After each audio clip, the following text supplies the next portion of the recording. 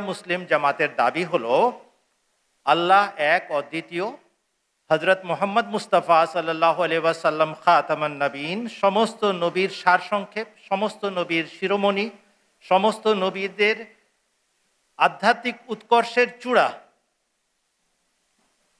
তিনি ভবিষ্যৎবাণী করেছিলেন তার আধ্যাত্মিক পরশে শেষ যুগে ইমাম মাহদী প্রতিশ্রুত মাসীহ হিসাবে আগমন করবেন,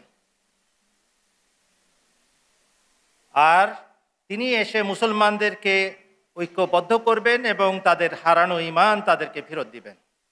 এর মাধ্যমে মুসলমানরা আধ্যাত্মিকতায় ঈমানের বলে বলীয়ান হয়ে এবং জ্ঞানের ভাণ্ডার লাভ করে সমস্ত পৃথিবীর মানুষের মন জয় করবে। হজরত আকদাস মির্জা গোলাম আহমদ কাদিয়ানী আলাইহিসসালাতু ওয়াসসালাম সেই মহান পুরুষ যার কথা হজরত মুহাম্মদ সাল্লাল্লাহু আলাইহি ওয়াসাল্লাম বলেছিলেন, আমরা যাচাই বাছাই করে তাকে মেনেছি। রাসূলুল্লাহ সাল্লাল্লাহু আলাইহি ওয়াসাল্লামের ভবিষ্যৎবাণী পূর্ণ হয়েছে, প্রতিশ্রুত মাসীহ এবং ইমাম মাহদী আলাইহিস সালাম আগমন করেছেন।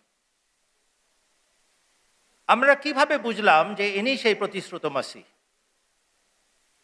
হজরত মির্জা গোলাম আহমদ কাদিয়ানী আলাইহিসসালাতু ওয়াসসালাম নিজে এই বিষয়ে আলোকপাত করেছেন। আমি তার ভাষায় এই কথাটা উপস্থাপন করছি যেন বিরুদ্ধবাদীরা চিন্তা করে দেখেন।